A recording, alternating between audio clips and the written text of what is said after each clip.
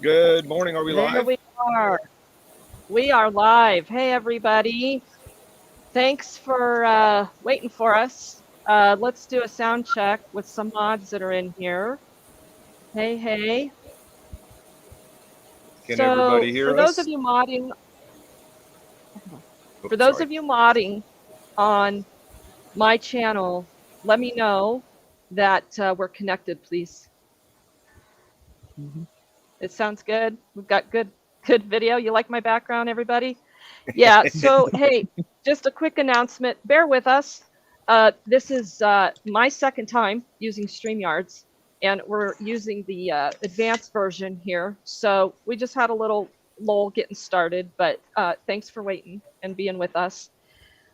We are here today to reach out to you and talk about homeless outreach. And this is a really unique opportunity between two channels right now, myself, Regan Benson, and Lawrence Accountability, Michael. And Michael already has a couple people with us today for a guest panel to talk about outreach. And this is really special, you guys, because we've got a camp mom here today. And I think we're going to have a great discussion. We want to do this weekly, okay? And this is our first go at it. So, and while you're not talking, let's just stay muted so we don't have too much background noise. Um, we want to do this traditionally every Sunday. So be looking for announcements on our community tabs and whatnot. But I'm excited for this. I've spent some time getting to know Michael and what's going on in Lawrence, Kansas. And it's really a nice comparison. We're the epicenter of the nation right here. We've got Kansas and Colorado. So let's just start with some introductions. Everybody that doesn't know me, I'm Regan Benson, and that's my YouTube channel, Regan Benson. And I focus on direct street outreach in Denver, Colorado. I have a nonprofit. I'm the executive director of that nonprofit with a small base of volunteers. I accept zero government funding. I do not ask government for permission.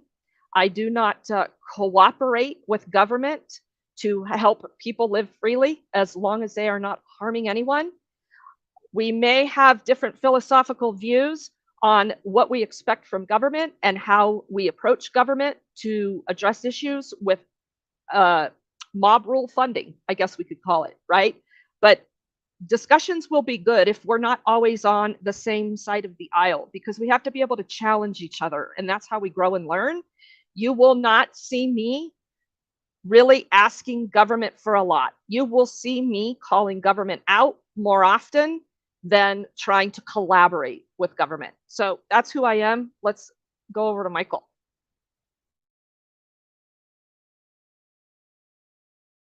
I think everybody around here knows I got started from a bad experience with police. Homeless wasn't really my focus, but in the process of exploring the social justice issues around Lawrence, I started becoming aware of what was going on with the camps and and how misconstrued the narrative was about what was actually happening. And there's a lot of miscommunication happening, and as far as having government involved, I tried to pressure government to do the right thing, and at this point I'm with you, Reagan, on this. We need to get government out of the way. And I think that I said this at a recent city commission meeting, that the our city government has been so mismanaged with this that they have created a situation where the homeless advocates are more aligned with the business community in this town now, which has traditionally been anti-homeless. But it seems like we're more aligned with that business community and actually wanting to try to find a solution and not just kick the can down the street. And that's why I thought it was very important to have the two people that we have below us here in this meeting today, Jen and Jen. These are the two Jens. Everybody in Lawrence knows these two, and I want to give them a chance to introduce themselves too.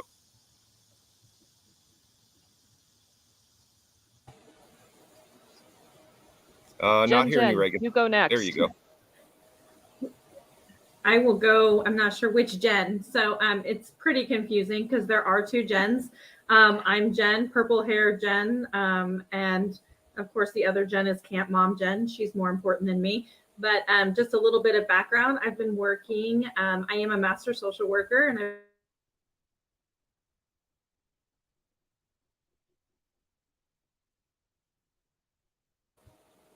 I kind of wonked out a little bit, but I do have some lived experience, but it's from when I was a teenager, when I was homeless in Las Vegas, Nevada. And so I think that is primarily what started my desire to work in social justice. But I have worked in homelessness services through 8 different states, some on the West Coast, some in the South, which have different views completely.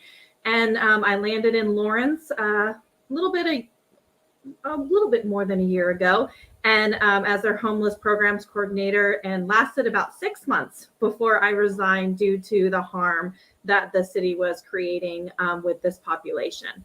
And I had that opportunity to meet Camp Mom Jen, and so I'm glad to be here and just kind of share different experiences. I will say this is super exciting because Denver is about 10 years ahead of Kansas in some of their different programming, but I think this is a good opportunity to talk about what Denver's done right, but also what Denver's done wrong, and especially look at how here in Lawrence we're kind of following the footsteps of doing what was wrong instead of doing what was right. And so trying to get that lined up better so that we can have a more successful homeless street outreach, homeless programming across the United States.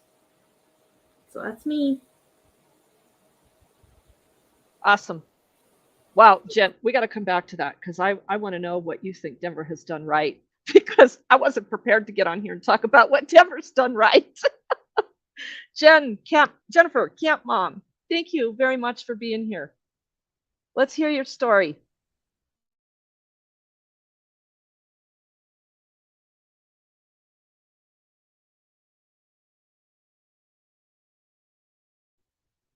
So, Jen, I think you need to unmute yourself. We're not hearing you.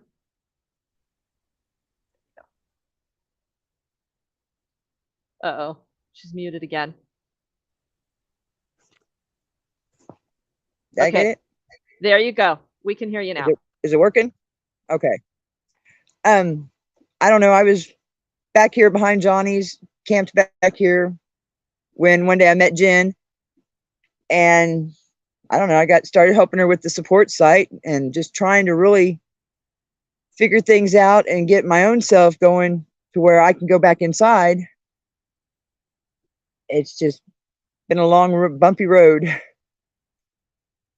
And I'm still back here trying to figure it out and get inside. So and doing what I can to help the ones around me.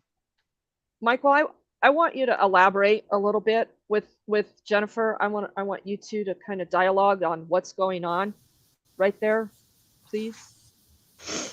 Well, and Jen, I mean, I think you're probably the best one to speak to this. Tell us a little bit about the changes that happened when the city came in and got involved with the homeless situation. Oh, wow. They came in and they put up the fence and blocked things off and separated people.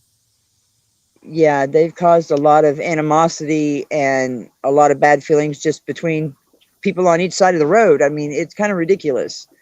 But I mean, some of it, they're starting to come together and figure it out. They've gotten some better staff working out here. But even them, most time, all they can say is that it's not their job to handle the situation, and they walk away. And I don't know, I don't agree with that. So it causes a lot of problems. But I mean, some of them are trying, but then you got the bigger ones up that aren't. And it's just really made it a nightmare out here with the fence. I'm still hearing from people how the fence, the problems it causes, the barriers, it's not right at all. They're supposed to bring community together, not tear it apart. You're in that camp right now? You're streaming from that camp? I'm in the unsanctioned, what they call the unsanctioned side. I'm across the street from the support site. How come? And How come? I pretty much because before before the city started even coming back here and messing with us, this was our spot. This is where we were camped at, had been for quite a while. And they came in and they dozed us and made us move across the street to where the support site is. Can I interrupt you for And 1 second? When you say uh-huh, dozed you, what did I that mean, look like? if within 24 hours, if you don't have everything that you want moved, they come in with a bulldozer and they bulldoze everything. And what they can pick up, they put into a compactor or into semi trucks with a big trailer on the back, and they haul it all off to trash. Jen, It's gone. make sure to also mention, Jen, They've got, about burying people's stuff out there. I've heard that they dug holes and oh buried. Is yeah, that we not had true? it. What they have done that in spots. Now here they didn't have to do that. We already had the big fire pit dug, so they just filled it in with our stuff. And I mean, it was a good 3.5, 4 foot deep and like 4 foot wide in a square. It was our fire pit, so we knew we would less chances of fire getting away from us. And yeah, they came in and they dozed all of our stuff down into this hole, filled it in, and covered it with dirt. And they just clear everything away, and it's gone. We lost so much, but this was my spot, and I wanted it back. It's like one of the only trees out here where somebody can be under it for shade. So this is, plus I helped give birth to my granddaughter here in this spot. This is my spot, and I don't want to move from it, so I won't go over to the other side. Understood. It's just my choice. How do you get the title Camp Mom? Because She I'm earned mom that. to everybody. Yeah, She earned it. I'm mom. It doesn't matter what time of day they come a hollering. If they need something and I've got it, I'm on it. And if I don't have it, then I'm scrambling to find it. That's just how I am. So you're a blessing. So You're a huge blessing to that entire camp. that's what I've been told. Well, you are, I can tell. And then you have this barrier of government in between you and your family, essentially, is Yeah, what's going on there. basically. Yeah, because I can't Yeah. just walk over there to check on anybody. They've cut us out of Are you everything over there. staying? Are you staying outside of the camp? Basically, yeah. I'm across the street. And they're not doubling down on you for doing that? Not yet. I mean, See, they if I were there, I'd be out there every day. I dare you. I dare you to come over Yeah. here and bugger. Jen, I want to yeah.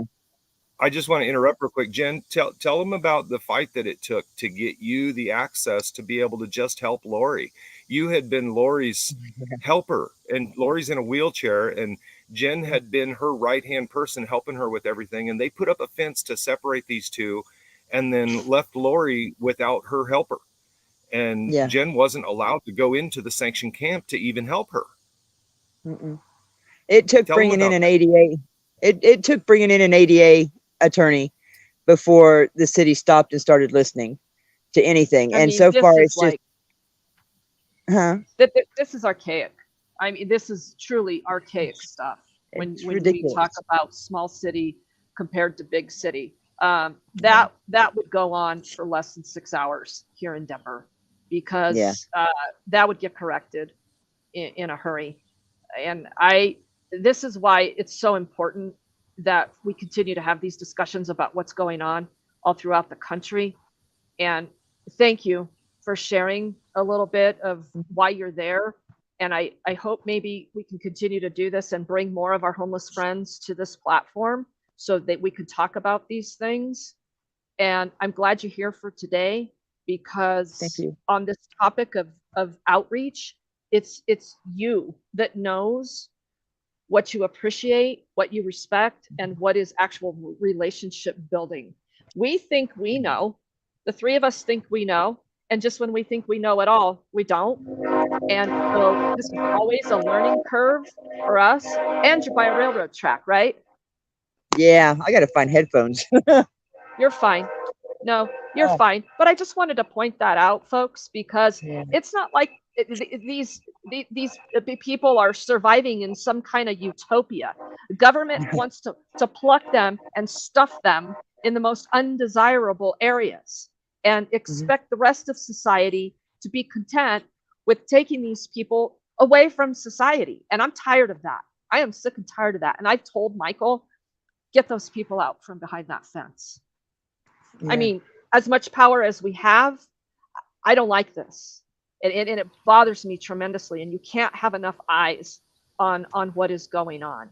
So that's why I want to But Reagan, continue. we had trouble. I talked to Jen, both Jens, about this, and why is everybody staying behind that fence? Sherilyn, I just want to say, Sherilyn Wells, we see you coming in. If you can get everything connected, just wait in the studio. We'll bring you in. I know she's having a little trouble connecting, but we tried to talk to people about why they stay inside that camp. And, one of the individuals in the camp talked to me about the amount of stuff that people get there. They're getting some Mhm. food, they're getting a place that they can stay and stuff.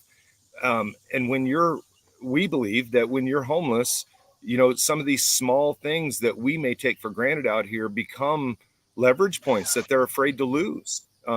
Jen, have you, Mhm. camp mom, Jen, have you talked to anybody who wants to leave that camp in there, but really feels like they can't Yes. because of the things, the Yeah. benefits? I've Can you talked talk to about that ones a little that bit?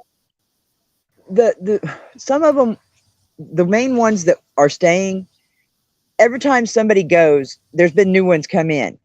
And so far it's ending up that the main ones that are here are not ones that want to move on inside. They like the benefits that they're getting here.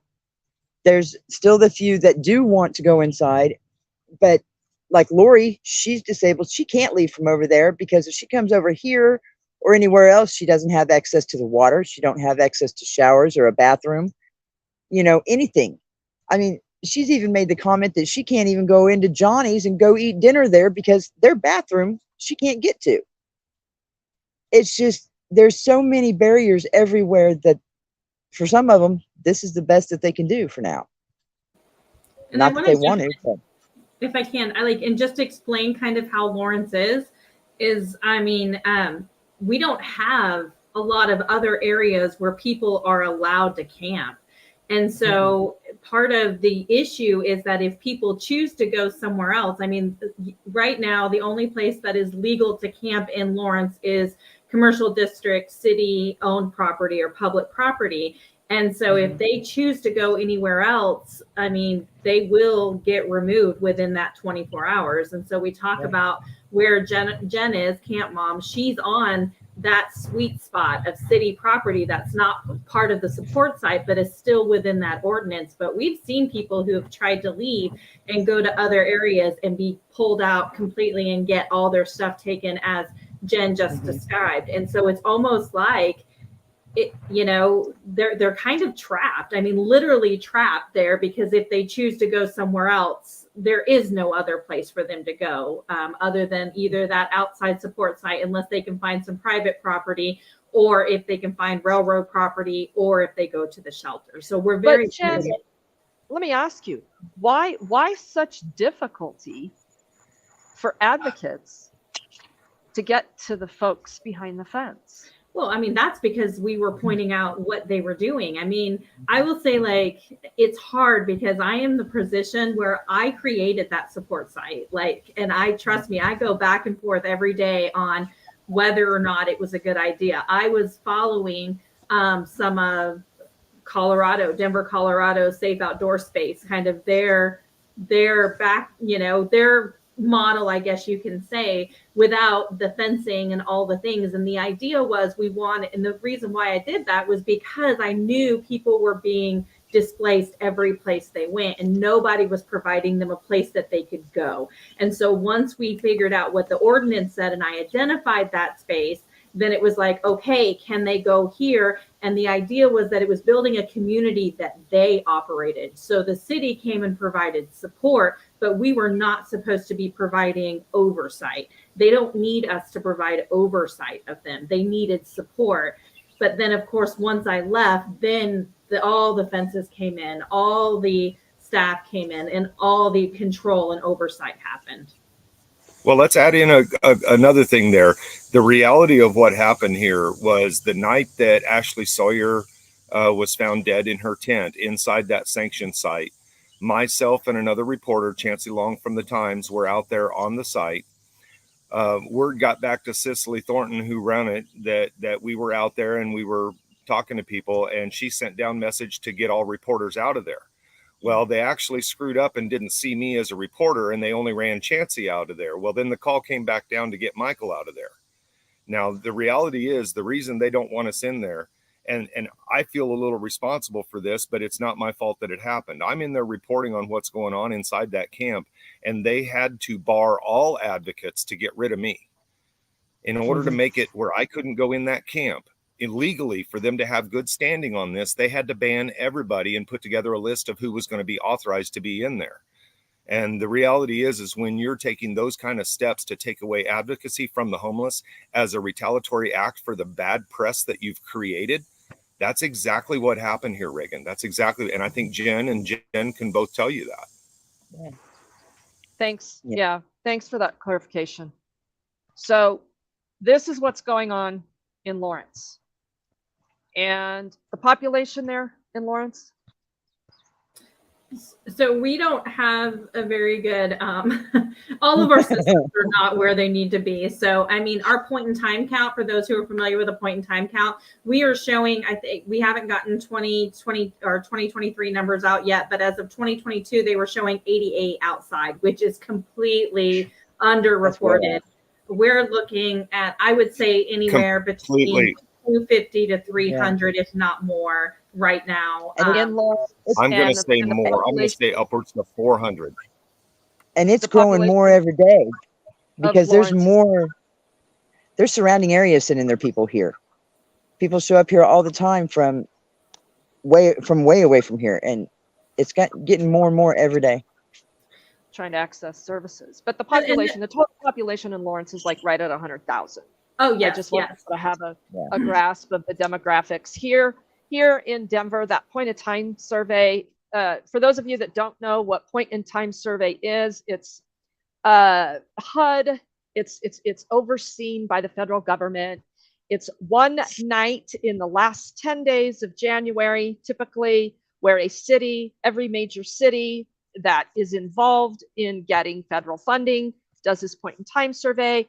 They assume that they are going to be able to get an accurate count because they've got everybody in shelter, which here in Denver, that's completely inaccurate. Our shelters are full. They're overflowing. They're having to open up emergency shelters. Us advocates are working 24/7 to go find people that are still stuck on the streets that have nowhere to go. This past winter, we had a shelter nightmare.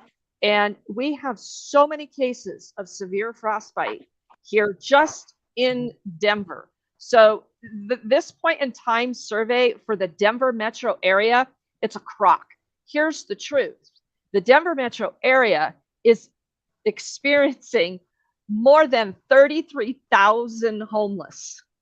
Okay. And that's just in this direct metro area. Now, remember, Denver, you step into the next city, Inglewood, just divided by a street. You hear me talk about Inglewood, Sheridan, Littleton. That's Arapahoe County. That's divided between Denver County.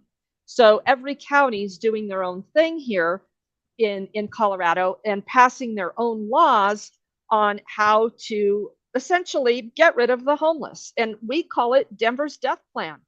And they make no bones about it. They go out there and they take all of their survival gear and throw it in the trash. Just like what Camp Mom was explaining to us, it's going on at a much bigger level here in Denver. And we don't have enough advocates. We don't have enough cameras. You can see tons of videos on my channel of these illegal sweeps. We had a federal lawsuit settlement called the Lyle settlement here in Denver, where Denver needs to give the homeless X amount of time to vacate an area, but in return, they're not supposed to be doing that unless they have shelter space. right? I mean, we could really go deep in the weeds about what's going on. But Jen, I want to hone in on what has Denver done right, because you brought up those safe outdoor spaces, and that is not, Denver has not done that. That has been private charity turning around and collaborating with government, of course, to get those things done, to get ordinance and zoning exceptions. But those are temporary spaces. And did you know that the city government is giving them 6-month leases? That's all they're allowing for those safe outdoor spaces. So they establish these camps, which they still have fencing. They do it a little more discreetly and put together nicely, I will say.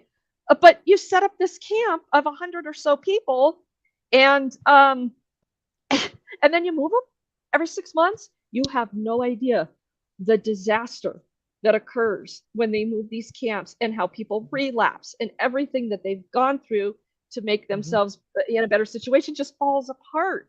And so these are still government solutions in Denver. I will say, and so when I say Denver, by all means, I do not mean the city of Denver or government. I'm talking about just the amount of nonprofits and advocates. And like you stated, based upon the number of how many are unhoused in Denver, there's still not enough advocates, just like what we're experiencing now. I think when I look at Denver, in some of the agencies that have been able to provide better healthcare. Now, is it quality healthcare? Absolutely not, but is it better than what we're seeing? And so there was in Lawrence, yes. And so there was a lot of their programs, again, not necessarily city of Denver, but a lot of their programs that I tried to mimic, as far as having like a mobile health response, or like street doctors and things like that, from what I was able to see in Denver, because I saw that it worked, and people at least were being made, connected to some services. Was it enough? Absolutely not. But what we're seeing now is we've completely backtracked in Lawrence, unfortunately, from where we were heading to where we're at now, because it's definitely turned into, how are we going to criminalize? How are we going to control? How are we going to paint the narrative that these folks that are unhoused are just unworthy people? I mean, I hate to even say that, but that's how they are treated. And government has this stranglehold. It's just the bottom line. So we're all in agreement. The government is the problem to the solution. So that's great. We are totally off topic, and we're a half an hour into this. So it's hard. It's hard not to just go right to the nuts and bolts of, well, what's going on here. But let's just back up and get back to this topic of outreach, because the solutions are within us. Okay, we've highlighted a small fraction of what the problems are in government. So I'm a firm believer here in Denver that until people get activated, they can expect the problem to get worse, because government's not going to solve it. They're going to make it worse. Money's going to keep flowing, and people are going to become even more dependent on government to solve the issue. I can go out there as one person and successfully get 4 people off the street in a year. That's a big deal. That is a huge deal. And I'm just a person. Said, start a nonprofit, talk about this, get to build relationships with these people, and get them where they want to be. And if they want to be living on the streets and they are harming no one, why is it any of my concern? Can I go back real quick, and can you repeat something? Or I'm going to repeat it right there, because I think that's where we need to focus on, where Real Solution starts, is building relationships. And I always like to call it building connections, because until we build connections and relationships with the understanding that it's not the government's job, it's not whoever's job to come in and fix folks, because these folks don't need to be fixed. It's coming in and walking alongside them and supporting them, and recognizing your privilege and using your privilege to open the damn door for them to walk through and make their own solutions. Thank you. It's meeting them where they're at and building up from there. So that's what our topic is today. I want to let you guys take over on this topic a little bit and start diving into it about what meaningful outreach is, because I need to go back and find some body cam footage that we're going to play here today. And just some housekeeping here real quick for those of you that are watching. This will be a 2-hour or less stream. So if at 2 hours we're still deep in the weeds, we are just going to have to cut it off and go to another topic next week or pick up from this topic. But I want to make it clear that this is 2 hours or less. And so I want you all, while I go do this, to talk about what meaningful outreach is, please. And then I'm going to come back and we're going to see what non-meaningful outreach is. So have at it. Okay, guys, can we start? I want to start with Jen Adams about this, about outreach, because I talked to you, Jen Woolsey, purple hair Jen, about the outreach team that we have here in Lawrence.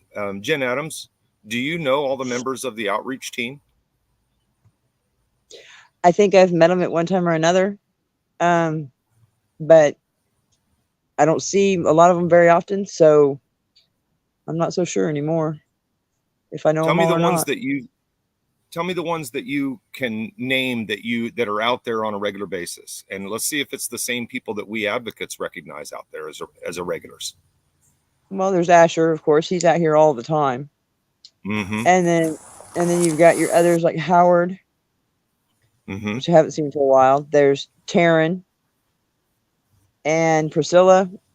And then there's one other one, Bonnie, that I don't see very often. That's the main one. Have you met Kinzer? Have you ever met Kinzer? I don't think so. You don't know who Kinzer is?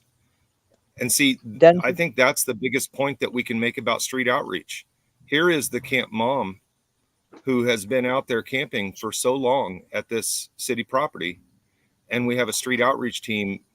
If there's one person in town that should know all these outreach workers, one homeless person in town that should know all of them, it's Jen Adams. And we have to question why she doesn't. Is that not fair, Jen Woolsey? I mean, definitely. And I think that's where the biggest frustration is being, because even when that support site opened, I mean, part of the discussion was because when we talked to this outreach team, it involves 10 paid positions. They were like, well, we're not being able to locate them. So we spend all of our time trying to locate them, which is absolutely fair. I mean, that is an issue when it comes with working with those that are unhoused. But so, I kind of called them to the carpet and said, okay, well, part of this support site is going to give you an opportunity to make contact with folks. But unfortunately, what we saw was even when the support site was there and provided, we were not getting the outreach workers out there. I mean, Asher is amazing. Asher's out there all the time, but what's funny is, I mean, and again, getting into the weeds, and I'm not going to get into the weeds, I promise, but Asher, when we look at what his role as a street outreach, his role was to cover the main area of Lawrence as far as Mass Street, which is our main street. He was never even supposed to be covering that camp, but no one else was going out there. And so, I mean, I know Howard, I know Taryn, I know Priscilla, and I know Asher, and I do know Darren, and they're out there some, but I also know the names of all the other ones that are never out there, but are being paid to be out there. And so that's another issue that we have, is just the lack of accountability, where Regan will talk about government, but I'm also want to talk about just all these human service entities that are in place that are getting all the money funneled into their organizations and then not being held accountable to actually be out there doing the work. And you're absolutely right. Even beyond that, though, you're talking about the money that comes in to fund their street outreach. We know for a fact that some of those street outreach workers that are being funded by grant and city funds and things like this, they are generating billable hours. Of course. For the service provider.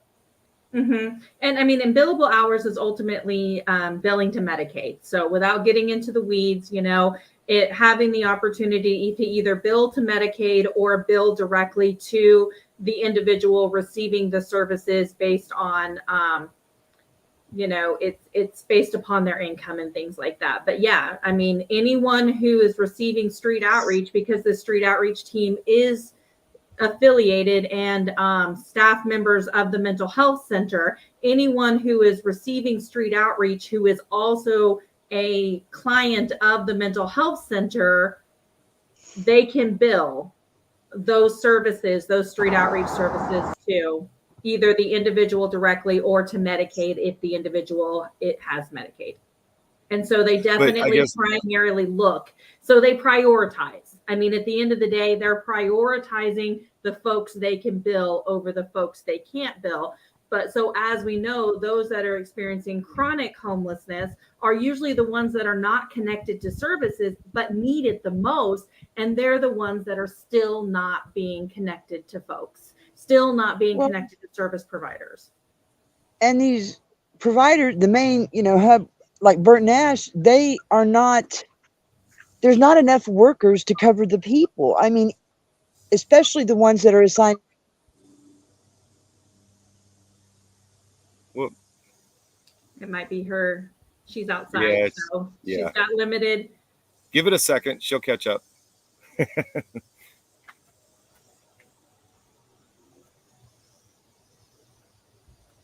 Jen, if you can hear us, she kind of froze a little bit there. Anybody? There she is. I can hear her again. She's back. There you are. I mean, tell us what you were saying again, Jen. You kind of froze there. Well, I was just saying that, like Asher and all of them, they put too many people under one person for them to watch. I mean, even at street outreach, you can't take on 20 people, 20 clients and expect to be able to really accomplish anything, because you're spread too thin. There needs to be more street outreach workers or advocates or whatever in order to do the job properly, really. And none of them seem to be looking into that part of it. I question the need for more. I question if it's not that we maybe have the street outreach team and they're just not performing within that realm that they're supposed to be performing in. Honestly, I've been told that people in this area know that the system's broken and they're doing the best they can inside of a broken system. And that's never going to get us there. And that's absolutely it. So I mean, I agree. There needs to be more street outreach. I mean, based upon the number of folks, because being someone who, was working directly in street outreach, I will say having 15 clients was hard. It was, because of all the needs that you're trying to access. And again, most of those needs you're accessing in broken systems. I mean, getting an ID is hard because it's a broken system.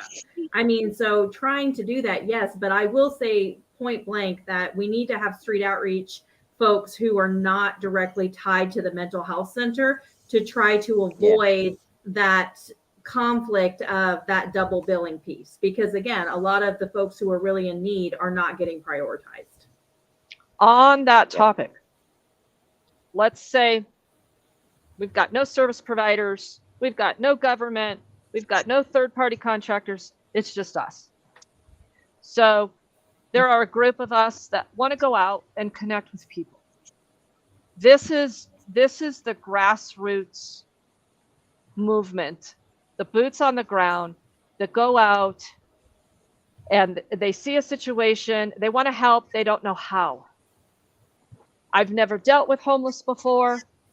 I think I know some things because I watch TV, I watch the internet, I watch Nextdoor, and I see people saying that these people are lazy, none of them want to work, they're all just drug addicts.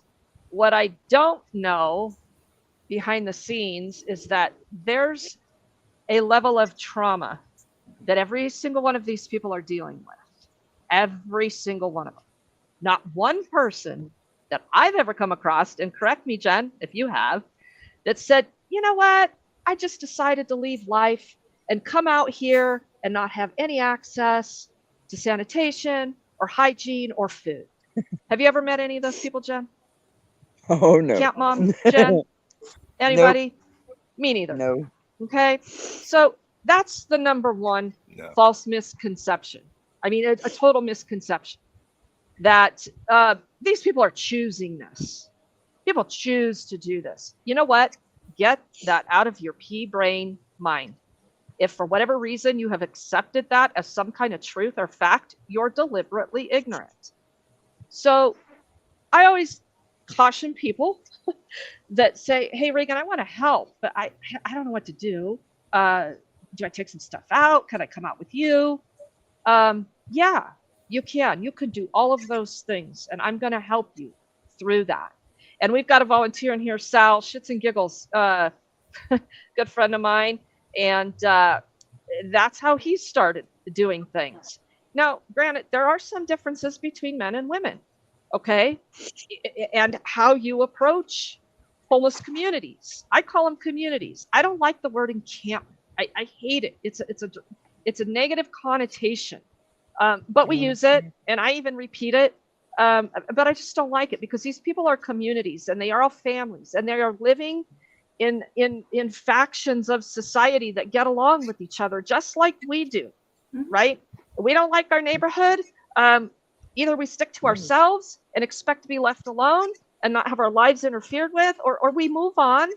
But we have a base of friends and family that we expect to have access to. So that's number two, is respecting those communities and not splitting them up. And that's another horrible thing government does, but that's another topic of discussion, when they demand that they go into shelter and sanctioned camps and all this other stuff.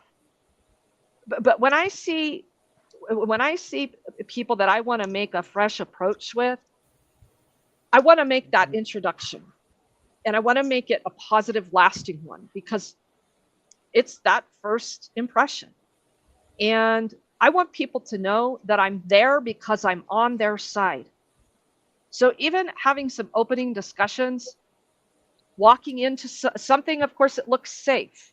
You know, there's always that safety factor. I'm not going to mince words or say that bad things don't happen out here, because they do. Addiction is real. Things happen through addiction. So if you are highly uncomfortable, or you feel like you don't have a good knowledge base on how to be able to decipher signs of psychosis, different things that could put you in a bad situation, I would encourage you to find training on that before you go in. And the best way to do that is with people like us. Sure, some of the professionals in government and some of the third-party organizations, if they'll make the time for you and you've built a relationship of trust, do that. But Jen, Camp Mom Jen, if we're meeting for the first time, if I saw you sitting there and I'm driving by, and I'm driving around with my bottles of frozen water right now, right? Because at every stoplight, every corner, somebody's flying a sign. Yep. Somebody's in need of something: sunscreen, water. I don't give money, but I don't tell people what to do. I'm not from the government to say, you need to quit giving people money on the corners because they're just going to go buy drugs and alcohol with it. Guess what? Even if I don't give them money and they have addiction problems, they're going to find a way to meet those needs. Okay. And it's not my job to tell people what to do with their money. So if you want to give people money, more power to you. And for the first time ever, the other day, I will tell you, I have a friend out here, an addict, a very open, self-professed heroin addict. He comes from a long background of medical issues. I've known him for 4 to 5 years now. He was out on the corner flying a sign at 2:00 in the afternoon. It was 99 degrees and the temperature was rising and the wind was blowing. He didn't have a single thing to drink. I saw him. I flipped my car around at the next busiest intersection, got in that left lane, rolled my window down. I said, what are you doing? And I'm not going to say his name. I said, what are you doing? We keep it real out here. Dude, it's going to be 102 in about an hour. You're going to have a heat stroke. Get your ass off this corner. Get in my car or get over there. He said, well, I got to fly my sign. I said, all right, here's a bottle of water. Go over on the corner and meet me over there. Will you please? Yeah, Reagan, okay, but I don't have a lot of time. So I go over there. I said, here's $8. I don't know what you need, but I don't want to see you out here for the rest of the afternoon because you're going to have a heat stroke. And he listened to me. We have that kind of relationship, but that's an established relationship. Would I use that approach with you, Jen, Camp Mom? Absolutely not. I don't know you, but I want to get to know you. So tell me, so tell me, if I pulled up beside you, sitting right there, and I offered you a bottle of water, I rolled down my window and I just said, "Hey, how you doing? Do you need anything to drink?" Is that the right approach? Yeah, that's perfect. Just showing that we are there, that we are human beings and on the same level, it helps a lot. I hope I'm on Are there you because are you defensive? Are you worried about who's pulling up next to you? sometimes depends on the appearance. Yeah.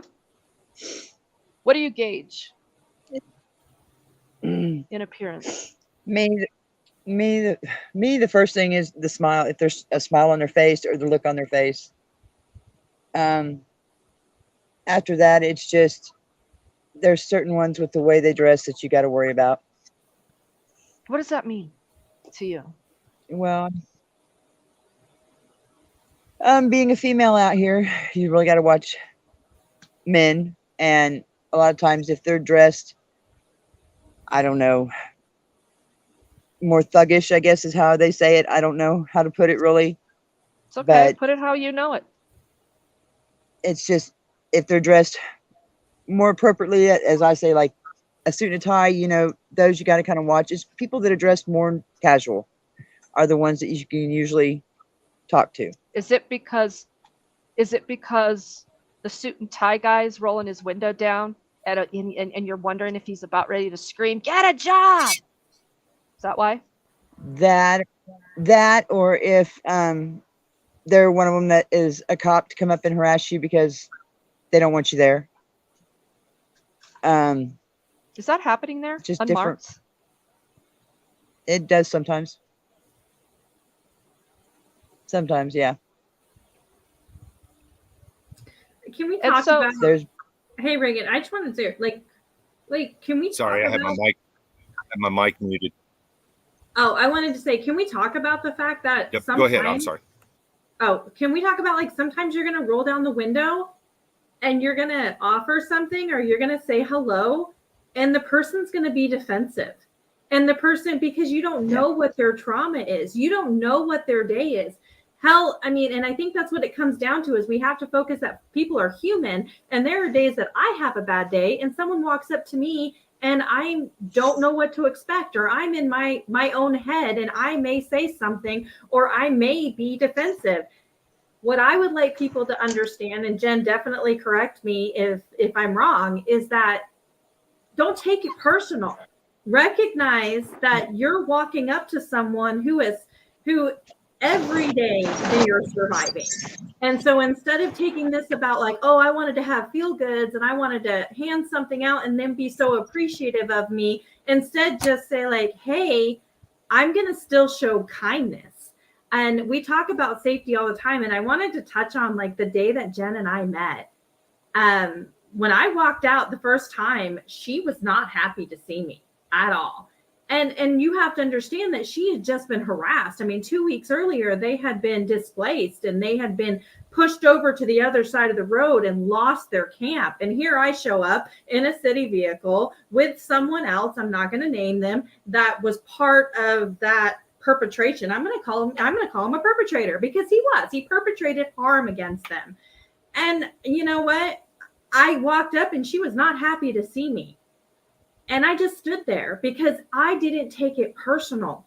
I knew that I was in her space and I was giving her the time. And then ultimately, I just finally just stood there and said, what can I do? Because I don't know. I can't help you. Don't ask people how you can help them, because don't assume you have the power to help them, but just say, what can I do in this moment?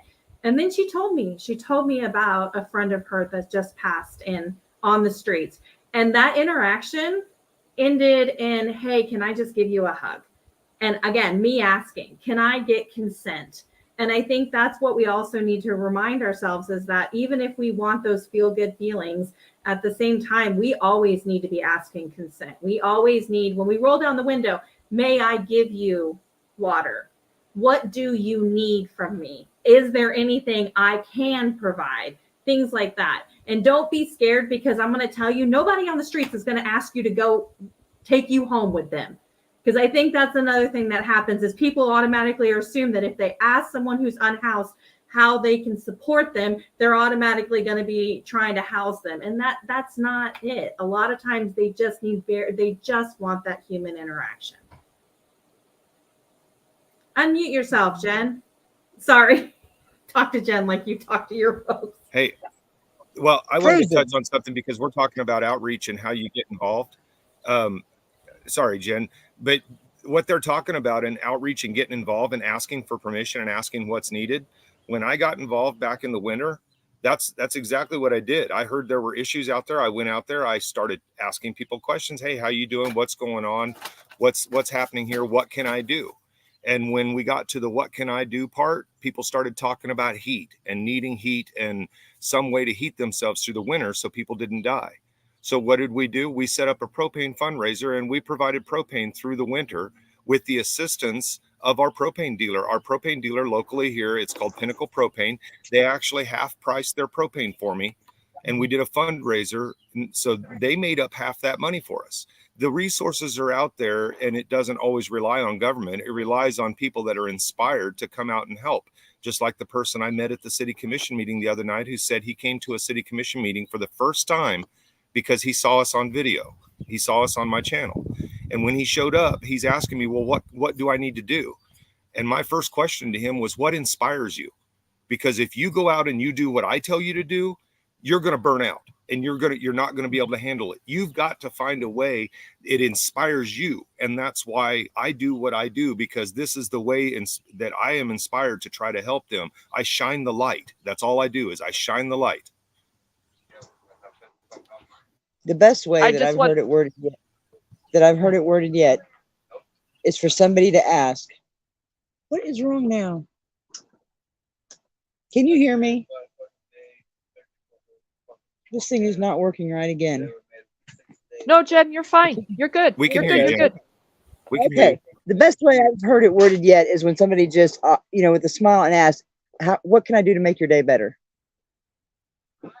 It's just gotten the best reaction out of everybody. Is how can I make your day better?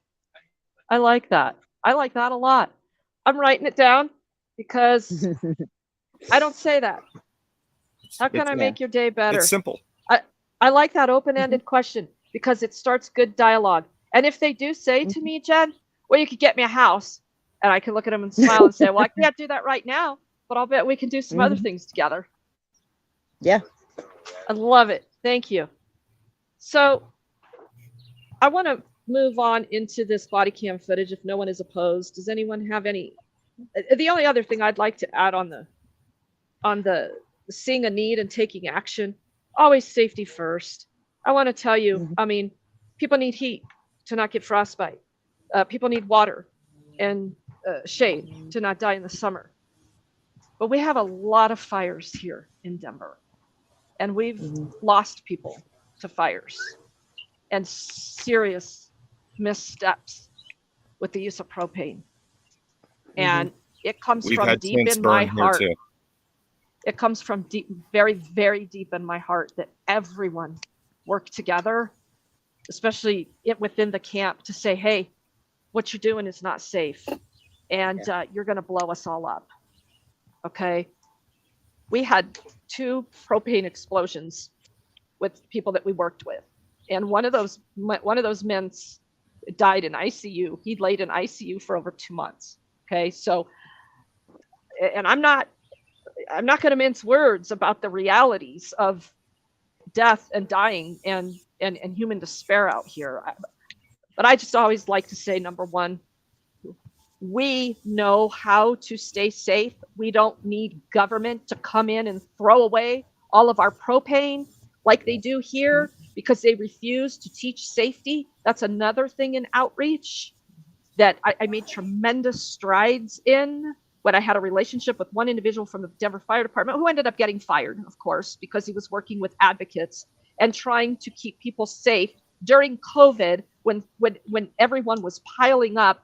We had tarp fires. We had tarps blowing in the wind, causing static, causing grass fires, burning tents down.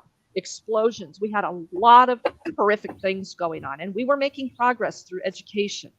So there are safe ways to do things, and that's just my last push on that. But before we get into that body cam footage, does anybody have anything else to add?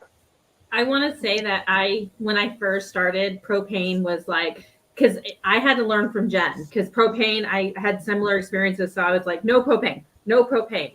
And Jen said, we have to have propane. But what I saw with this community is, again, they didn't need me to tell them. I could give them all the warnings, and try to get them safe. Jen said, let us as a community work this out. And I saw plenty of times where they said, like, and I'm going to say it because I talk street, but like, homeboy can't manage propane by himself. But if I need to get up at 2:00 in the morning and go help homeboy, then I'm going to make sure homeboy stays warm. And let me tell you, that Jen that was getting up at 2 a.m. in the morning, it was not me. It was Camp Mom. And again, she did that. And this is not our only Camp Mom. We have Camp Moms in every camp. And this is not a community we had to build. This is a community that they built on their own, again, around that desire of wanting to have connection. So yes, always safety, but also recognizing that as long as you don't separate them and as long as you allow them to be just be, they do take care of each other and they do try their best to watch out for each other. And I love that about this population.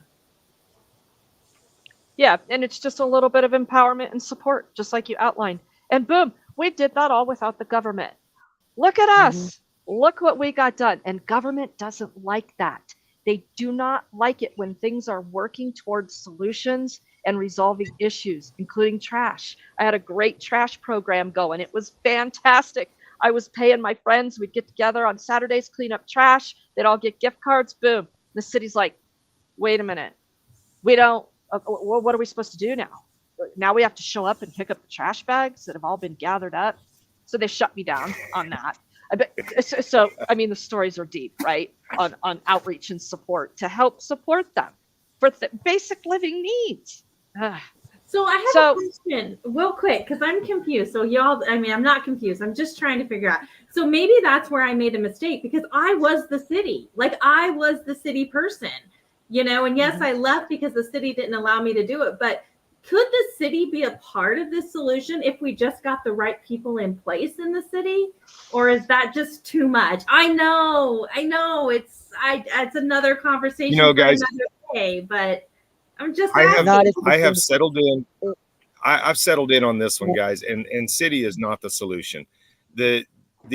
Our cities and our governments, the role that they're going to fill here, and the only role that they've ever historically been able to fill for these types of marginalized communities, is as a facilitator for infrastructure. That's all they should be doing, because they don't know how to manage mental health. They don't know how to manage physical health. They don't know how to manage people's well-being. That's the professionals that do that. The city needs to facilitate the resources for the professionals to do that, and then get out of the way and let them do it. The last thing that I want to say before we let Reagan go on is that I want to take this all back to the Constitution. We have 3 words. We are in the pursuit of life, liberty, and the pursuit of happiness. Those are our 3 requirements. That's it. Life, liberty, and the pursuit of happiness. And the first one is life. So if we can't help protect somebody's life, no matter how marginalized they are, then screw you. You don't believe in what we believe in this country, because that's we're supposed to protect each other. Boom. Right to lifers. Where are you? Oh, I go rounds with them. I go rounds with them. Because their right to life is their right to the life until the baby's born, and then it's all your responsibility. Yeah, another topic for discussion. So I've got these couple clips. I've got these couple clips of body cam footage, and just to give you a quick background on what's going on. They're fairly short. I think one's like 5 minutes, and then you guys are gonna love O'Neill. I'm gonna interrupt. You guys are gonna love O'Neill. This guy. This is a cop. This is a sergeant with the Denver Police Department. This guy's seasoned. He's like 22 years. He worked in District 6. We're all divided up here in districts in Denver. District 6 is downtown Denver, the heart of downtown Denver. I don't do a lot of work in downtown Denver. I'm south of downtown Denver, probably 3 miles. Okay. And I'm in District 3, most of my work, District 3 and 4. And O'Neill recently got transferred out of District 6 into District 3. He doesn't belong in District 3. We had better things going on in District 3 until O'Neill showed up just probably, I don't know, 4 or 5, maybe 6 months ago tops. But he's a sergeant. And I know that he came over here to District 3 thinking he was going to solve homelessness. Okay. This is why the division exists between those of us that cop watch and common sense. Because anybody with an ounce of common sense knows after watching these, this is not how you deal with homelessness. Why we have cops in the business of addressing and solving homelessness is an American crisis. It is the dumbest thing we have ever adopted. We keep passing these stupid laws. Oh, we gotta enforce that law. So Denver has a camping ban. I'm not going to go in the weeds on that, but we've had it since like 2011, 13, somewhere around there, where you can't sit or lie on a public right of way anywhere. But it all, it kind of matters who you are and how you look, right? If you're sitting on a bench or laying on the bench, if it were me laying on the bench, the cop's going to leave me alone. If it's someone with a suitcase and a shopping cart laying on the bench, the cop's going to target them. Those are called camping bans, and we're doing them all over the nation. So that enforcement gets really stupid. And again, I told you we have this Lyle settlement and all these things. We're going to watch this body cam footage to begin with. This is Sergeant O'Neill with a ride-along. And we're going to introduce this ride-along after you watch. Good, how are you? District 3. Good.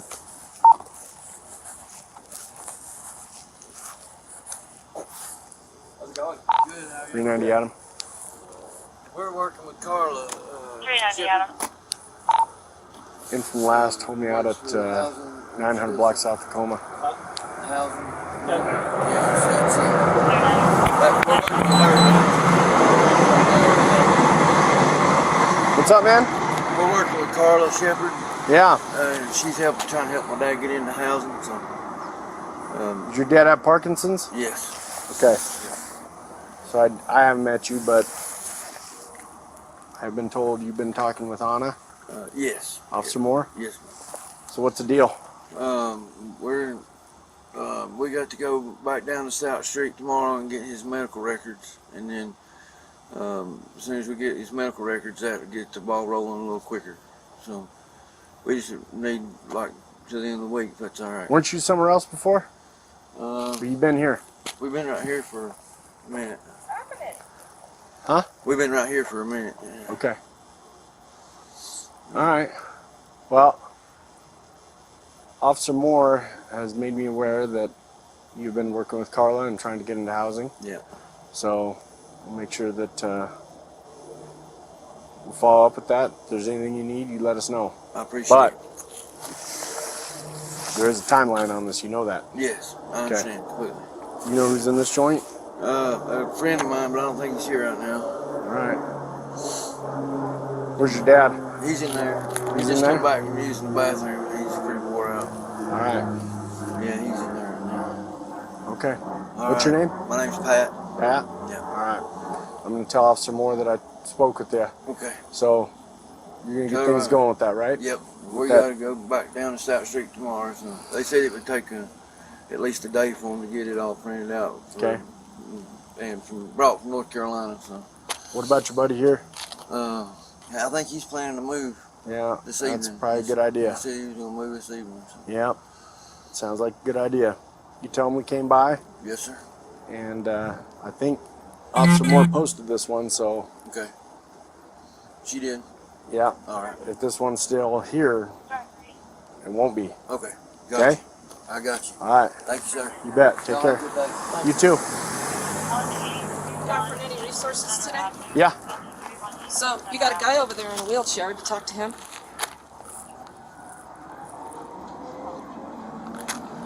Right there. Yeah. There's a guy in a wheelchair. Have you Okay. talked to him? I'm aware of that. Have you talked to him? No. Are you gonna? No. So you're not offering resources? I just talked to his son. So why aren't you offering him any resources? Just did. What? To have a tow? What are you doing to help? What am I doing to help? Yeah. Are you serious? Yeah. We've never met before, have we? What am I doing to help, O'Neill? I don't know. Maybe you ought If to we ask haven't some met, of how do your you know my command name? staff. How can I help you? I'm just curious what you guys are doing. Are you offering We're offering resources? outreach. Yeah, that's What all kind? we're doing today. Who's this gentleman? Don't worry about it. Whoa. Yeah. Okay. Yeah. So you're really not offering any resources. Are you with Safe and Clean Denver? Who are you? Huh? Who are you? My name is Regan. Oh, Regan. Yeah, Nice to what's meet your you. name? Never mind. Never mind. Yeah. How cute. So you're out here harassing people, aren't you? No. Then why Nothing don't you but just come offering clean on resources. what you're offering? Housing, addiction services. So You you've name it. got housing and addiction You don't need resources to talk to offer? him. You can talk to me. Well, I'll talk to whoever the fuck I want to talk to. Okay. O'Neill. Well, we're going to get in our car and leave. Because you talk to me like that, then we get in our car and leave. Okay. If you can't have a civil conversation, Just prove that you ain't doing shit. that's right. Try to have a civil conversation with you until you turn into a fucking dick. Okay? Is I there see anything you else got I new can help you with? sunglasses. No, these are the same ones. Could see through them though. Okay. Is there anything else I can help you with? Why don't you just get back in the car there, feller? Is there anything else I can help you with? Yeah. Yeah. What are you offering today? Housing, addiction, shelter. Where You name it. where are those people that have those resources? Is that just you? Yeah. So what do you have, a list? Because I didn't hear you offer him any Okay. resources. I heard you question him. Okay. Anything else I can help you with? Yeah. Give us the skivvy on Who's the us? resources. Who's us? All of us out here, all of us Okay. advocates that want to know what you guys have to offer Well, other than harassing the when- shit out of people. We haven't been harassing anybody. So when you're done offering the resources, we'll catch you later. Yeah, okay. it's because you ain't got shit. All right. You're out here harassing. All right. You have a good one. I've never seen that. Okay, a little background here. Do I come across as harsh and impatient and unwilling to collaborate with harassing the homeless? Yes, I do, and I always will. And several days prior to this interaction here, O'Neill and 2 other officers swept 4 people from their campers, stole their campers, left them standing on the side of the road with no resources. And that was only one event. There's been more. I know who O'Neill is, and he knows who I am. But this particular day, calls were coming into me. Regan, this cop's got somebody with him. We don't know if we're supposed to talk to these people.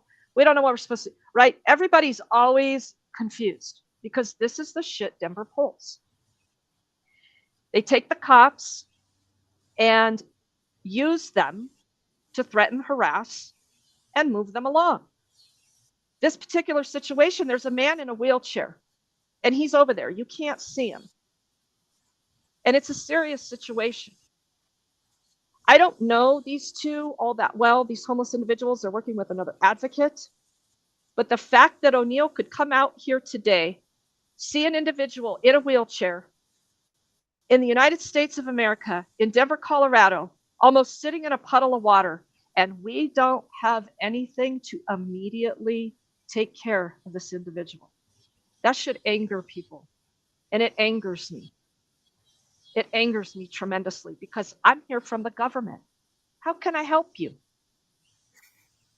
Jen, I want to hear your thoughts.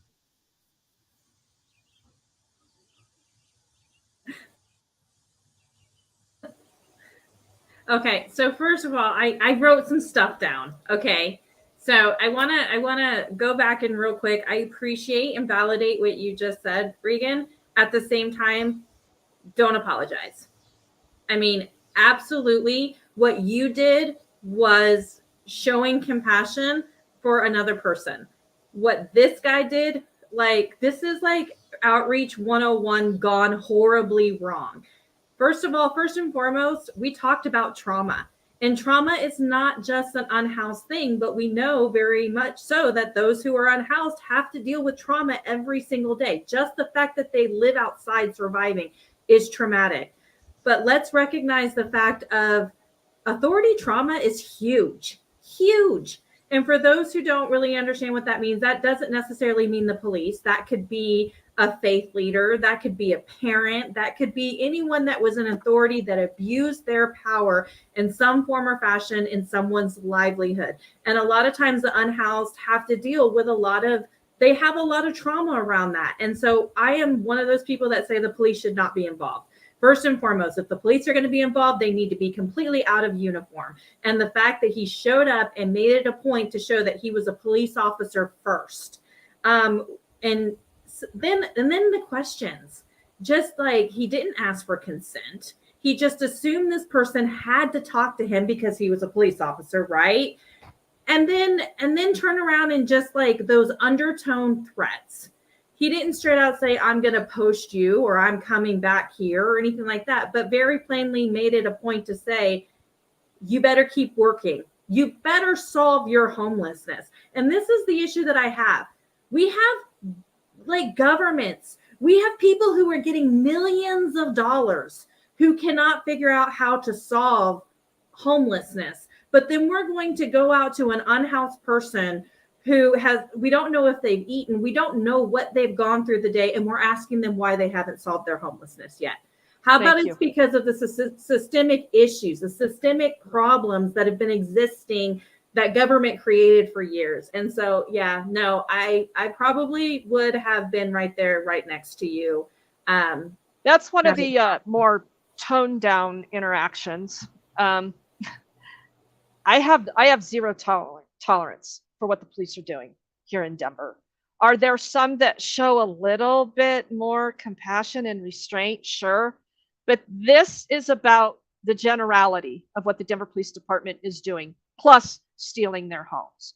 So I want to go to this next one. This is all in the same day, by the way. I did this one body cam request for O'Neill's footage, and I've got 9 files just from this day. This is all the same day. And one of them's over an hour long. Of course, we're not going to play that. But this next one, pay very close attention to the mental health components going on here. And that man that's the ride-along, his name is Craig Arfston. He's the executive director of his own nonprofit called Safe and Clean Denver. And Craig doesn't really want to identify himself here yet, because he's getting this service from the Denver Police Department to go out and get unfettered access to watch the cops harass these people. And you're going to hear him in this next clip on the phone. And he's talking to another business owner. They're collaborating. The businesses are collaborating. This guy's running a nonprofit. They're going to pay him to hound the city to clean this place up. So here's the next one. 390, Adam. 390, Adam. In from last, hold me out at Mississippi and Santa Fe. And I'll be along Mississippi between Santa Fe and Broadway. Where, Mississippi and Santa Fe, 1101.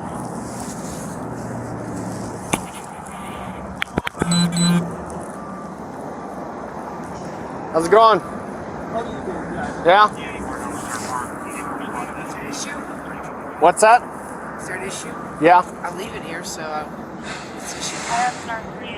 Doesn't look like you're leaving. I sat down, I fell asleep, and so I came over and changed to some shorts and stuff, kind of officially have to leave. Where are you going? Away from here. Alright. Is that okay? Or is that an issue to leave here? That's just horrifying. What's that? Nothing, just talking to myself. Alright. Is all this stuff yours? No, just some of it is, but I'm taking my stuff and I'm leaving. That's why I fell asleep. I was waiting for somebody to get theirs. Alright. What are you going to do with all this stuff? My stuff, I'm taking it with me. Alright. What's not yours? That'll take me a second to figure out everything exactly, but yeah. Alright. It's time. Yeah? Okay. Yeah. You're going to see the entire time or not? I'm just curious. Yeah. I tell you what, when we get back in the car, I'll put you on speakerphone, and you got to talk to some of that stuff with Officer O'Neill. Yeah, and I think you're District 4. Fairness. Yeah, so, but anyway, still, it's good to hear all that stuff as a business owner. Yeah. The Santa Fe. Yeah, right there. There you go. Well, all right. I'll call you in a few minutes. How you doing? Trying to clean up Yeah, that. everybody.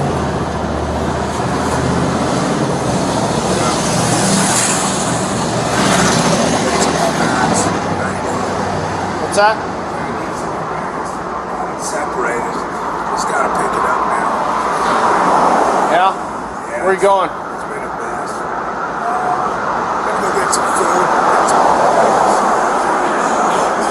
Can't camp here. Okay, I was just cleaning up this alley. I stayed here before. And there was all this trash through here. And I came by here. There's trash. What's your long-term plan? Long-term plan. Yeah. What do you mean? Trying to get housing? Do you need Oh, addiction now it's up services? I got a house up by Dale. Why aren't you there? Why do I have to be there? What? Why do I have to be there? You don't have to do that. I'm just asking why you're not. Oh, I don't know. It's clean up this alley. Whoever was staying here before made a big mess. Yeah, it's a mess. I know, that's what I mean. Smells down here. Why would you stay down here if you have somewhere else to stay? What? Why would you stay down here if you have somewhere else to stay? How hard it is to catch a bus here sometimes. Not hard at all. Yeah. How can I help you? I just gotta pick up. So you don't need housing? Do you need addiction services? What's that? Do you need addiction services? No, I don't even use drugs. You don't use drugs? Good.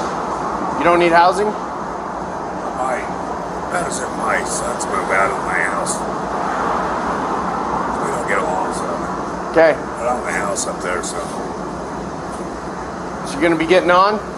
What's that? You're gonna be getting on? Yeah. I'm gonna come back and pick all this up if that's all right, though. When are you gonna do that? I gotta go get some, but I need some more bags, cause, I got one full up there. Got that, but Yep. that one ripped down. There's something over there, but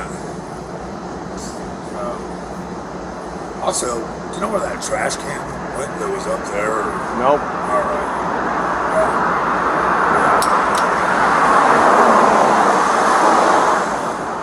Alright. You gonna clean all this up and get out of here? Yeah, I'll get some food before I get it all cleaned up, though. Where are you getting food?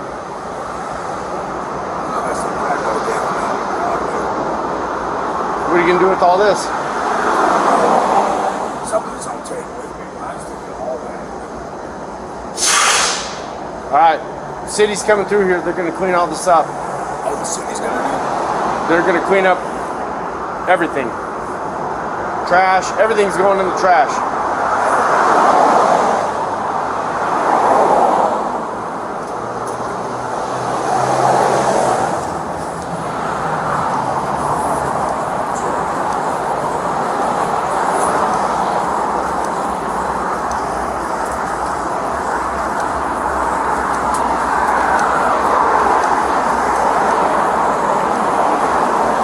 Council members go on a walk, go on a ride along with you, go to suites, interact with you in any way?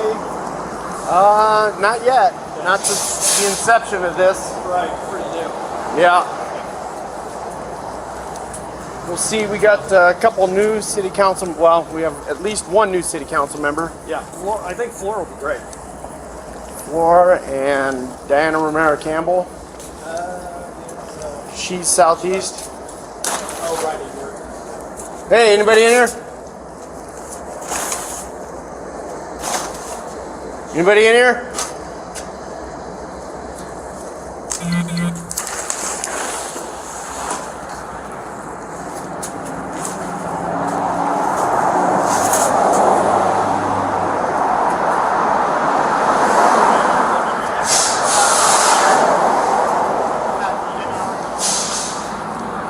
Denver Police, anybody in here?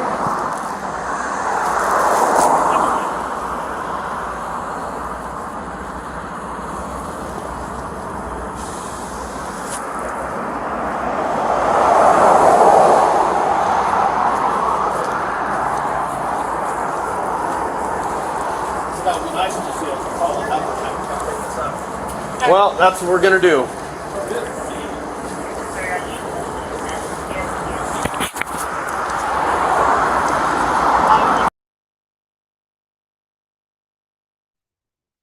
Did you hear what was said there at the end? Craig Arfston walking with him. Should be nice if somebody come clean this up. And O'Neill, yep, that's what we're gonna do. So what was happening here? And that's what they're calling outreach. This is outreach through the Denver Police Department in Denver, Colorado. I am not kidding, you guys. People do not know this is going on. I have 22,000 followers on my channel. Probably a quarter of them care enough to follow the story, right, of what's going on in Denver, Colorado. We don't have enough cameras out there. Everybody's afraid. This same cop, 2 days later, threw me in jail. After that, he wrote a warrant for me for some bogus bullshit of tearing down some crime scene tape. Because he can. He can throw it to the wall, see what sticks. Doesn't matter if I lose, but he's hemmed me up. He's thrown me in jail. And this is why. This is why people can't feel compelled to be out there recording the police. They don't have the bandwidth, the family support, the time, the money to be going to jail all the time. And these cops know it. And this is why they are getting away with this bullshit. And I won't back down. I've been to jail 5 times in over a year. I know Michael's picked up charges. We know this is going on because they're getting exposed. And what's going on here with Craig Arfston, and they're realizing. They're learning that people like us don't back down. But there aren't enough of us, right? No, we don't have enough attorneys to bail us out. We don't have enough people to give us jail support. We don't have all those kinds of things. You and I, we're a little bit older. We can carry these criminal records for the rest of our lives, win or lose, right? I mean, this isn't about winning a clean criminal record to me. This isn't about filing a lawsuit for me. This is about standing up for the underdog. This is called American civics and helping those in need. And this is what it's going to look like in this country going from this day forward. If you question government, you're going to go down. You're going to have a criminal record. I have about 9 arrests for interference of government. And, so be it. I'm not going to stop doing what I'm doing. And luckily, I got this body cam footage. Now that it's on my channel, we'll see what happens with my next body cam request. But this whole interaction is disgusting from start to finish. O'Neill kicks that tent. He's harassing the shit out of that woman sitting on the corner. She's kind of trying to fight back. This guy that he's having a one-on-one with under the underpass, this man just needs a little bit of food and water and a good pat on the back. Sir, I hope you're safe and I hope you're okay. And get the fuck out of there, O'Neill. Jen, please. I mean, how many times did they ask about addiction services? Like, and I am not, again, we're not gonna pretend like we're not out there. We're not going to pretend like we don't understand that addiction is an issue across this entire country, whether that's housed as well as unhoused. But I mean, I'm not a clinician because I'm not licensed, but as a master social worker, I would say mental health before I would say addiction. But we automatically jump to the conclusion of addiction. And even what if it was addiction? Does it change the fact that you're allowed to talk to a person that way? And what was amazing to me is in the beginning when I saw that interaction with the female, I've seen similar interactions on Mike's channel where Mike is having those interactions with the police, asking those types of questions. And it's amazing to me when the roles are reversed. The officers are like, how dare you? How dare you ask me? But little do they know that he's just role modeling to them exactly their behavior towards everyone else. And so, no, this was really saddening. And I will say it happens. I mean, it's happening. I don't know why I have an echo. I'm sorry. Do y'all hear an echo?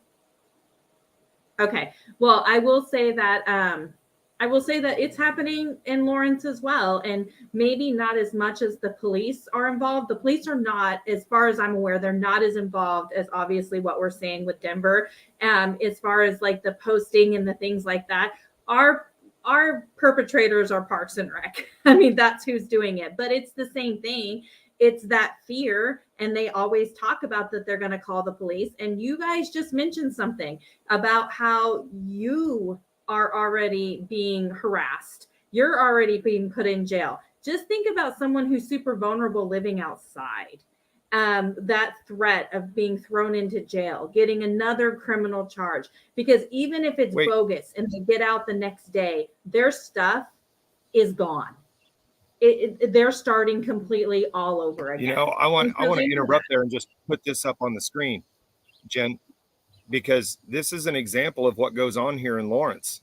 Our homeless population is demonized, and and this is countering everything. And our citizens don't even give the chance once they see this kind of stuff. And when our local newspaper puts stuff out like this, I mean, all three of us, Jen, the two Jens and I, we all know this kid, and he grew up here. He's been a part of this town, and we really question, because this is really out of character for him. So how overblown was this? And this is an example of how they get lumped into this category, and there's no way that they can ever argue against that, because nobody's going to listen to what they say. They're only going to listen to what that person that was feeling assaulted and feeling threatened by that homeless person, because that fits our narrative. Yeah, this is sickening. I mean, I will say that once this name came out about this individual, before this was even posted, we all the advocates were just saying, no way. I mean, Jen can probably talk on this more. I mean, she's known, and I'm going to use street names, but she's known Short Man for forever. And so, Jen, what were your thoughts on this? I mean, have you ever seen this guy? Not out of him. I got to admit, he was in the wrong as far as going up to talk to these people, but it was mainly to tell them, they don't like their photographs taken. That he totally forgot that he even had the axe in his hand. It wasn't even a part of it. It's not like he was chasing them to do them harm. It's been totally blown out of proportion completely. Well, and that's it. Like, if I were on the streets and in a very vulnerable position, and someone took my picture, or someone had a camera out and were videotaping me, are they allowed to? Yes. But at the same time, I probably would be saying some words too. So is this a homeless situation, or is this just a human situation? But we're going to peg it all as this person was unhoused. That's why this person's unhinged. This person's a danger. And now every unhoused person you come in contact with are going to come after you with an axe. And yeah, and if we're talking about an axe, I'm sure it was a hatchet, if I had to guess.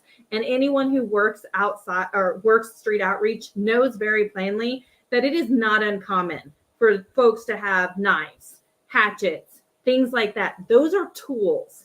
They do not become a weapon until they are used as a weapon. They are tools. And the moment we take those things away from them, that could be life and death for them. But again, any other person can walk around. I'm going to tell you right now, my friend Mike over here, he is a Second Amendment gun-toting son of a gun, And like I said, our politics are not always the same, but that's okay, because we can respect each other. And I'm going to ask you, how many times have you had a story on the front news of the paper that you were harassing someone because you had your gun out there? Mike? Not once. I've never even had anybody come up to me and question me about it. And when we're talking about lethal means? A gun's going to be more lethal 99% of the time over a hatchet. But again, these are the narratives that are being spun, and they're doing it because they want to villainize this whole population. And it's not fair, because then what happens is the next time the police are going out there, they automatically go at this extensive extreme level, or anyone's out there, because they think it's okay. The community has named them all dangerous. And it's just sad, because again, we have to remember, this is the most vulnerable population in our entire community. They are the ones with the highest level of need, not meaning mental health or substance necessarily, or they're just surviving. They're surviving. Trying to figure out where that next meal is going to come from. At least one meal a day. Some are waiting full 2 and 3 days to eat. Yeah, and then government comes in, takes all their stuff, and they're always behind the 8 ball. That's my saying. How can we just get one step in front of the 8 ball? But back to that article, can you put it back up, because I want to know more of the story, because what we're seeing here is if somebody says it, it's just true. Now, within this article, do we have any proof of any of this? What do we have? Were you able to scroll that like you were before, Michael? You give me just a second here to get it right. Yeah, as far as I know, let me get that up right. no reporters have talked to Short Man at all. Get this screen back.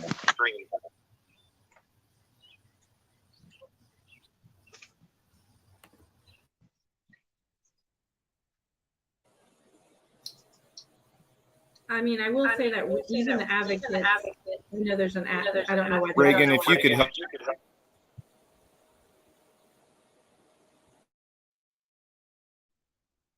Okay, we just got to stop the echo there for a second. I think we got it stopped. Okay. I don't even think the advocates have been able to, locate Short Man. I know all of us have been trying to look for him, to try to talk to him, not because we want to question about him. We want to see if he's okay. We want to find out and provide some support. And then if he wants to share what happened, again, that consent piece, then we want to be there to listen. But I think even Jen can't find him. I think that right now he's probably in hiding somewhere, just because. Are we going to see a warrant for this guy? Because here in Denver, this happens often. We go through this several times a week with folks. Somebody gets to tell their story. Boom. Cops show up. They're going to jail on the he said, she said, or a warrant's written. There's a warrant for their arrest. My question was, where's the proof here? So. Well, and I think he's in hiding, because unfortunately in Kansas, what we've seen, and this is like getting into another complete story, but when we had the restaurant that it's Johnny's, that was it's actually set right in front of the camp, I guess you can say.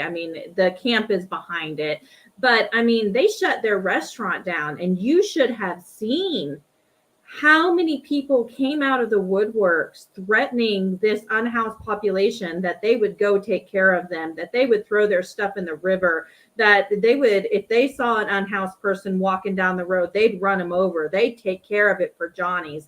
It just turned into a whole vengeance thing. And so I'm more worried about the fact that he's probably in hiding, because his name's been put all over the paper now. And in Kansas, people will go after him for this, because they think that they're going to fulfill some sort of vendetta. Vigilante justice. Yeah, this is nuts. Now, Michael, you had made a little point about how this bias reporting works in your little town. Works the same way here in Denver, right? So you've got a story, and the press wants proof, and they won't publicize stuff. But boy, they wasted no time here. They got no proof. That's exactly right. And that's how the Lawrence Journal-World has operated for a while around here. When the city needs a narrative ran out to the public for the public to buy, the Lawrence Journal-World is their go-to place. And the reality of this, hold on, it's so bad that there's a situation where a local newspaper was going to do a story, or I'm sorry, the Lawrence Journal-World, one of their reporters was going to do a story about my situation and about the being tossed out of City Hall and all the arrests and stuff that have happened, but they get a narrative from the police department and they just shut everything down.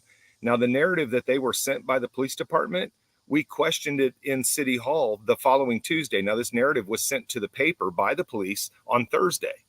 On Tuesday, when we're in City Hall, the mayor has no idea what's going on. She's still waiting for legal to comment. So this is how closely connected this newspaper is to the different entities in Lawrence, that when they need to get a message put out, Laura McCabe has Chad Lawhorn on speed dial, and he answers her call every time because she's the go-to mouthpiece for whatever the city wants to sell. Well, and I want to say Chris Flowers in the chat and Chris is from our town, and so he knows a lot of stuff, but he made a good point that I want everybody to there. This couple was not just a random couple that were walking down the levee. I mean, this couple owns the property that is adjacent to this site. So there is definitely some, there's some questions about why they push this agenda, especially because 3 or 4 days later, it was in the paper about how they want, not necessarily saying they want to shut down the camp, but talking about all of the issues on the camp. And so I mean, and what's sad is they could have picked, there are individuals that are unhoused, and I'm going to say it, that they could have selected that maybe some of us would have been like, oh, if he was having a bad day, that could have happened. But they happened to come in contact with the most docile, unhoused person that is out there, that causes all of us just to really question if this actually happened the way that it is, that it's written. Well, and he's always been very helpful with other campers as well. And he's somebody that will look out for other people and defend the camp and things like this. So to hear him aggressively going after somebody, I'm not necessarily buying all that. And the whole key in it is that Shortman to this day has still, as far as I'm aware of, not talked to any reporters. He's not one to go talk to reporters. He doesn't like doing that.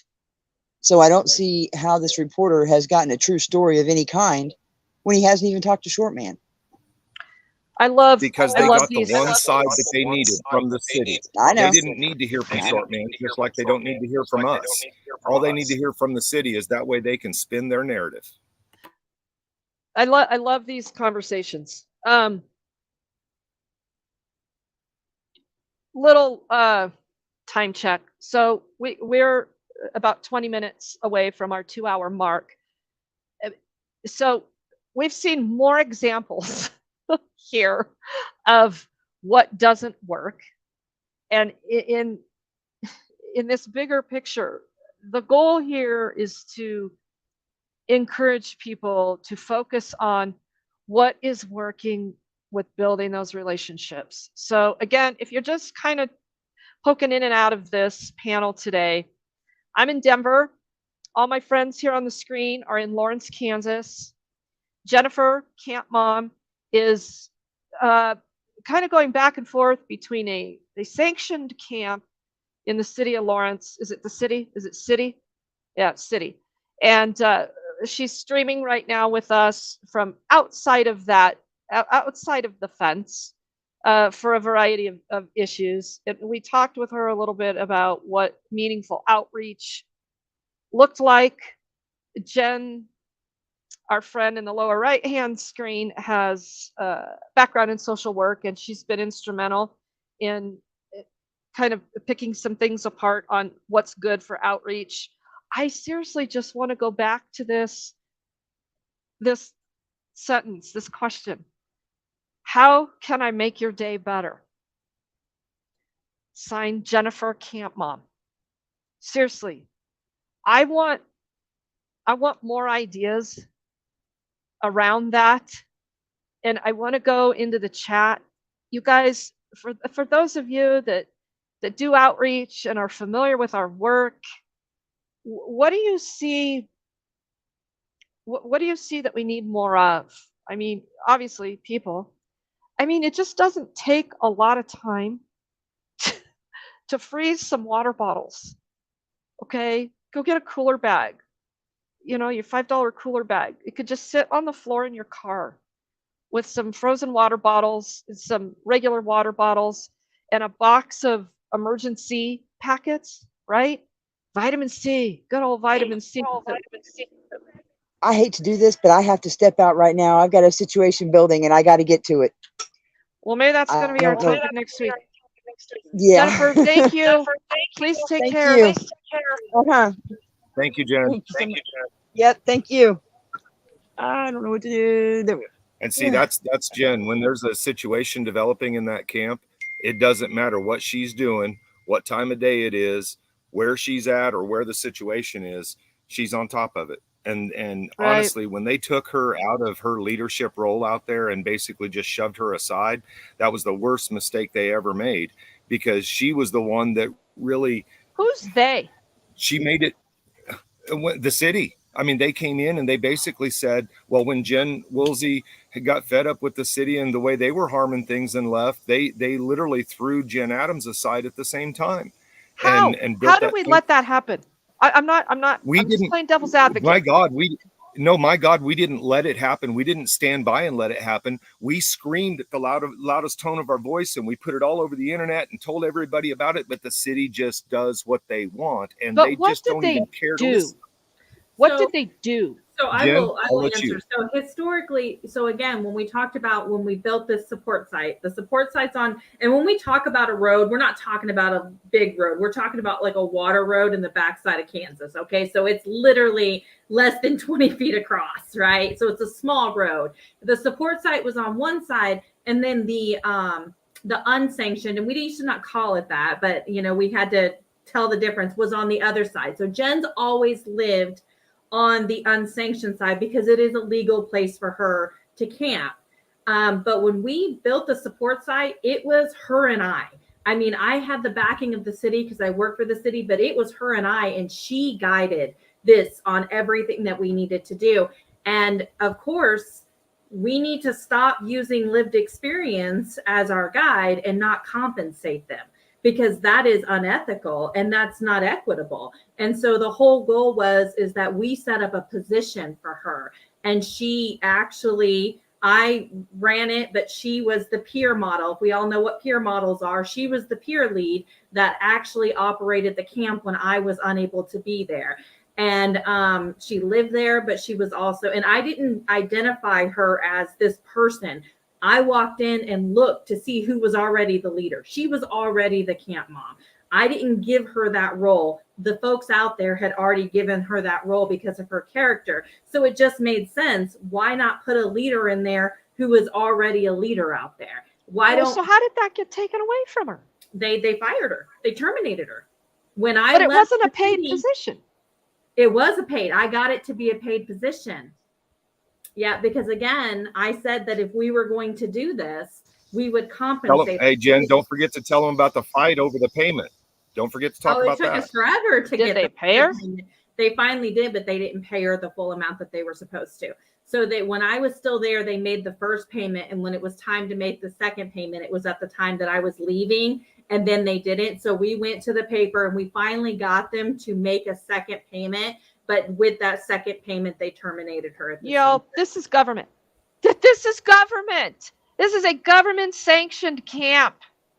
No. But I will say, but Michael's right. Since then, I mean, she was still doing it. Even after they fired her, it broke her heart. But she was still their leader. She was still their camp mom. Of course. So what did they do? They built, and I'm going to get mad, they built a fucking fence and told her she wasn't allowed over there anymore. You guys, and we don't have any pictures of this camp up here, and we haven't of this sanctioned camp with fencing.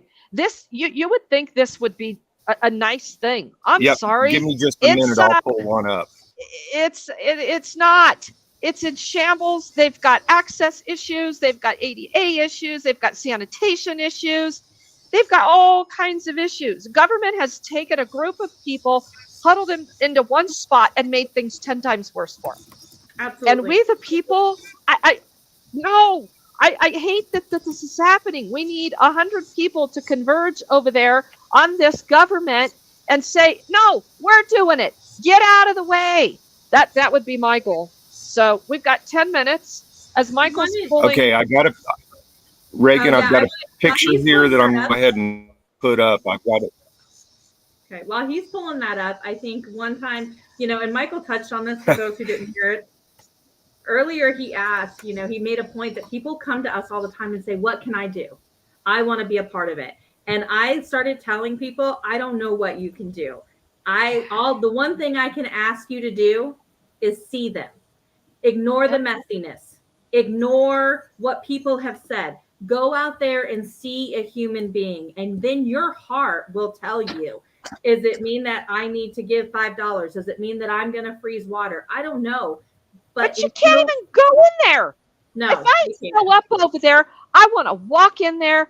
I want to go introduce myself, and this city government is going to tell me I can't do that? They're going to trespass you and put you in jail. Ask Mike. Did y'all hear that out there listening? Did y'all hear that? Yeah, so that's exactly what they'll do. Lawrence, Kansas is 7 hours away from me. I mean, who's coming with me? Who's coming with me? I'm under a charge right now that I have to appear on the 8th of August on for trespassing. A felony charge. That was completely Mike, that's a nice picture. That's a nice picture. Where's one of the old pictures? Or where's one of the newer pictures? This is the quickest one. That's when they were setting it up, right? Yeah, that's when I set it up. When I originally set it up, that was what it looked like. That's not what it looks like now. But that's okay. No, you guys can go to Lawrence Lawrence Accountability and see some of this stuff. And what you can see here, guys, is you can see that road that goes on the north side of all those tents. That's the dividing road between where Jen, the camp mom, stays. She stays by that tree, and then the rest of the camp. And what they've done is they've put fencing all the way around this camp now and made the entrance on the south side so that Jen, in order to get to Lori, she would either have to violate the fence somehow, which is normally done by everybody out there, or she's got to walk all the way around to the south side, go in, and then wheelchair Lori all the way out and around to the other side of the camp. Yeah, this is a mess. All right, you guys, we have about 9 minutes. So will you everyone go out to Mike's page, and he's got videos of what it looks like now, because I don't want anybody to think that's what it looks like now, because that's when it should look like, though. That's what it should look like. Right there. That's a picture of what it should look like, y'all. But then government got their grimy, dirty, greedy paws on it and screwed it all up, literally. And now the people that were instrumental in setting it up don't even have access to it. What the hell? Oh yeah, I can't go out there. If I go out there, the last time that I went out there, I did trespass. I did violate the trespass once because we had somebody who was experiencing an overdose, a fentanyl overdose, and at that. And you went to help? Yeah, the staff member wasn't trained to. And they charged you? No, they didn't charge me, but they sent me an email letting me know very plainly that if I went back in there, that they would. And unfortunately, I because of my career, I'm at risk. Like, I could lose my career as a social worker here, and if I get too many charges. So I mean, they put fear on all of us. Yeah, in one way or another, they're going to destroy our livelihood and bolster theirs. And here we are out here outnumbering government in power and strength and intelligence, and we're just not doing enough. And it just, these stories just kill me. I knew I was going to get to this point about this camp, and especially seeing Jen come on here. The despair is real, and those people need to know that they are cared about and supported, and the government is not the answer. I want those people out of there. I want them out from behind that fence. All right, we got to talk about records. Somebody put a note up on the importance of doing open records requests. Yes, they are. And I would encourage everyone to continue in your own state to educate yourself on your records laws. Kansas sounds like things are a little more difficult in Kansas than they are Colorado. I know Michael has issues getting body cam footage, police records, things like that. In Colorado, we divide up our CORAs between our criminal justice records acts. that is the best way you can participate too in things like this. If you can't get out there, if you can't donate, but yet you're still sitting behind this computer, study up records laws in these states and start hitting these local governments with these records requests specific to their spending, the return on investment. Where exactly are these contracts with all these service providers on? I mean, the list is long. If you guys need ideas on what we need in help as far as records and publicity, email us. Go to our channels. Yeah. Get in contact with Michael. Get in contact with me. Our channels are here. All of our contact information is in our About section. Yeah, really, Kansas. Yeah, I don't know enough about those records laws there, but we need to expose that. And then perhaps one person take the time to go lobby the legislature and start changing those, right? I mean, we need 50 of us to accomplish our end goal. So I just want to close. We have 6 minutes. I want to thank everybody for being in here today. You two have been fantastic. This has been a very meaningful discussion. People are asking us to continue to do it. That's our goal. We want to do this, I think, every Sunday. So be looking for community posts this week on our YouTube channel, whether Michael does promotion videos or whatever. But we are going to continue this, and we need topic ideas. It's going to be in the realm of homelessness. Yes, I think we all agree.